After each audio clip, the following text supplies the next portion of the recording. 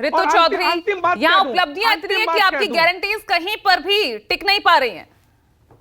देखिए, भाजपा प्रवक्ता ने अभी तक जितनी भी बात कही उसमें केवल एक ही बात सत्य कही कि गारंटी शब्द जो है वो उन्होंने जो है कांग्रेस से चुराया है। हमने गारंटी शब्द का पहले इजाद किया था, हमने गारंटी ली थी, हमने गारंटी दी थी जनता को कि हम जनता को वो देंगे, और जनता ने जो है राहुल गांधी की जुबान का यकीन किया, और आज वो गारंटी जो है वो हमने दी, चाहे कर्नाटक हो, चाहे हिमाचल हो, चाहे तेलंगाना हो। तो पहली बात तो इसमें कि इन्होंने कहा कि 2014 से लेकर और इन्होंने न्याय दिया। अगर न्याय इन्होंने दिया होता तो इतना हाहाकार कैसे होता? किसान जो है बॉर्डर पे बैठे हुए हैं, उनको अंदर नहीं घुसने दिया जाता, प्रोटेस्ट का अधिकार छीन लिया, लोकतंत्र को चकनाचूर करने का ये लोग काम कर रहे हैं। तो इस प्रकार के, चाहे अब बेरोजगारी को ले लीजिए कि बेरोजगार जो है सड़कों पर है, उनको डंडों से मारा जा रहा है। जो पदों की बात की आपने, 10 लाख पदों की बात की, मैं कह रही हूँ 30 लाख पद सरकारी पद खाली है, 30 लाख सरकारी पद आज तक ये भर नहीं पाए। और जिसकी कहते हैं कि रोजगार पत्र बांटे, 30 लाख पद खाली है, उसमें से ये 100 पत्र जाकर बांट देते हैं और उसका इतना बड़ा प्रोपेगेंडा कर देते हैं, इतना वो जयराम विप्लव जी यही तो सवाल उठा रहे हैं ना कि कहां से आप आंकड़े लाते हैं। भाई मैं जो आंकड़े देख रही हूँ वो तो केंद्र सरकार की तरफ से जो दिए गए, वो 10 लाख सरकारी पदों के खाली होने की बात थी, आप उसे 30 लाख कह रहे हैं। देखिए, मैं केंद्र सरकार के आंकड़ों की बात कर रही हूँ, केंद्र सरकार के आंकड़े आपके सामने गिरा रही हूँ कि जो वो कहते हैं कि इन 30 लाख सरकारी पद खाली पड़े हुए हैं और अभी तक वो भरे नहीं गए।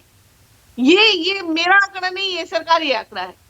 और ये हम प्रेस कॉन्फ्रेंसिस में भी हमने, कांग्रेस ही अपने मुद्दों से डीरेल होती नजर आती है क्या?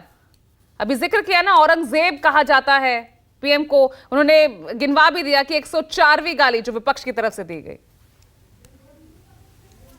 देखिए पूजा, कितने हास्यास्पद बात है कि मोदी जी जो है मंच से खड़े होकर ये बोलते हैं कि मुझे गालियां दी जाती, और जबकि उन्होंने हजारों करोड़ रुपया राहुल गांधी जी की इमेज खराब करने के लिए लगा दिया पिछले 10 सालों में, कि राहुल गांधी जी को वो ये बताए, जनता को ये बता दे कि वो जो है प्रधानमंत्री बनने के काबिल नहीं है।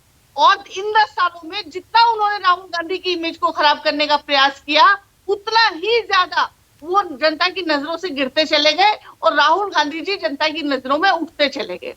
आज जो गारंटी की बात जयराम जी यहाँ पे कर रहे हैं, आज राहुल गांधी की बात की गारंटी है, लेकिन मोदी जी की बात की कोई गारंटी नहीं है।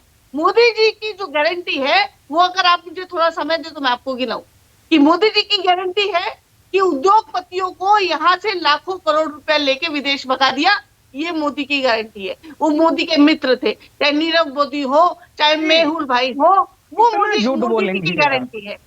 लाखों करोड़ रुपया पूजा राइट ऑफ कर दिया गया पूंजीपतियों का, लेकिन किसानों के कर्जे माफ नहीं किए जाते, रोज किसानों की आत्महत्या होती है। ये मोदी की गारंटी है। महिलाओं को निर्वस्त्र घुमाया जाता है, उनकी परेड की जाती है, रातों रात उनको पेट्रोल डालकर जला दिया जाता है, इन्हीं के सांसदों द्वारा, इन्हीं के मंत्रियों द्वारा उनका रेप किया जाता है। ये मोदी की गारंटी है। बेरोजगारों पर लाठियां बरसाई जाती है, रोजाना पेपर लीक किए जाते हैं। ऋतु जी, लेकिन ये जो 20 सालों का हिसाब किताब है ना, ये 10 वर्सेस 10 हो जाता है, जिसे आप अन्याय वर्सेस अमृतकाल कह रहे हैं। अगर आप जो गारंटीज दे रही है ना, तो आपको हिसाब अपने पिछले, जब आप 10 साल आपके पास थे, तो उनका भी देना होगा। देखिए, जो हमारे 10 साल थे पूजा, हमने बराबर उनका हिसाब दिया। मनमोहन जी का आज भी नाम है, पूरी दुनिया में नाम है कि उन्होंने जिस प्रकार से देश चलाया, वो एक अपने आप में एक स्टडी का विषय है, अपने आप में एक अध्ययन का विषय है। क्योंकि जिस समय हमारी अर्थव्यवस्था इतनी खराब थी, उस समय उन्होंने ये देश चलाया। और मैं आपको बता दूं, इसमें एक ऐड कर देती हूँ कि जब मोदी सरकार आई, उस समय जो हमारे देश पर कर्जा था 55 लाख करोड़, आज उन्होंने उसका दुगने से तिगना जो है कर्जा मोदी जी ने कर दिया। तो ये वो सरकार है तो देखिए, जो गारंटीज आप दे रहे हैं ना, किसान तब भी बेहाल था, किसान आज भी बेहाल है। जातिगत जनगणना तब आप भी नहीं करवा पाए थे, और आज जिसको आप कराने की गारंटी दे रहे हैं, सवाल उसमें भी खड़े हो रहे हैं। देखिए, हमने पूजा ये बोला, आपकी बात बिल्कुल सही है कि जातिगत जनगणना हमारे समय में हो जानी चाहिए थी, और हमने करवाई भी। हमने बोला भी है कि 2011 का जो आंकड़ा है जाति जनगणना का, आप उसको जो है डिस्क्लोज कर दीजिए। अब वो जो ठीक जाति ठीक ना, आप केंद्र सरकार, अब मौजूदा सरकार पर फोड़ देते हैं। अनुप्रिया, देखिए पूजा, आप इतना समय जो बीजेपी को देती है मुझे नहीं देती। पूजा जी, ठीक है, 10 पूजा जी, सेकंड मैं और, 10 ऋतु सेकंड और। चौधरी जी अनुप्रिया लौट रही हूँ, 10 सेकंड और, बोले ऋतु। देखिए राहुल गांधी ने इस बात का जो है खुलासा जो है संसद में किया कि जो 2011 में जो जनगणना हुई थी, आप उसको जो है डिस्क्लोज कर दीजिए, जनता के सामने लेके आइए, ताकि देश को पता चले कितना ओबीसी है, कितना एससी है और कितना एसटी है। लेकिन ये सरकार जो है एससी, एसटी और ओबीसी के हकों को मारकर खाने वाली सरकार है, और ये बिल्कुल इस चीज से इत्तेफाक नहीं रखती है कि इस प्रकार के जो है आंकड़े अरे तो सामने आप आए। जब आप 2011 में आप नहीं रख पाए, जब कर्नाटक का आपने करवाया तब भी आपकी सरकार थी, तब आप नहीं कर पाए, राजस्थान छत्तीसगढ़ में आप 5-5 साल आपने राज किया, तब आप नहीं करवा पाए। सवाल तो कई खड़े हैं ना। देखिए पूजा, जहां पर हमने ये बात बोली है कि बहुत सारी चीजें हैं जो हमने नहीं की और आने वाले समय में हम करेंगे। ठीक है, अभी भी देखा होगा कि 5 ठीक है अनुप्रिया, वक्त थोड़ा सा कम है, मैंने आपके मुताबिक आपको वक्त दे दिया है। अनुप्रिया तो जी, मैं आपको एक बात बता दूं कि आपने जो इमेज खराब करने की बात कही है ना, किसी को इतना टाइम नहीं इमेज खराब करने के लिए, लेकिन आपके नेता पास इतना टाइम जरूर है कि वो अपनी पार्टी के नेतृत्व को जाने के लिए छोड़ रहे हो। इतना अपने अंदर आपकी पार्टी में लीडरशिप इतना टाइट है आपके राहुल गांधी जी का कि किसी को सुनना नहीं है। आपके नेता भागे जा रहे हैं। इमेज खराब की बात आप देख लीजिए कहां से हो रही है। दूसरी बात, जिस गारंटी की बात कर रहे हैं ना, किसान की आय दुगनी हुई होकर नहीं हुई है, उनके बच्चों को पढ़ने के लिए स्कॉलरशिप मिलता है। आज आधुनिक दौर में हम लोग जिस दौर में है ना, ये कारण तब हो पाया है कि जब आतंकवादी हमले बंद हुए हैं, निर्मम हत्याएं नहीं हो रही हैं। आज हमारे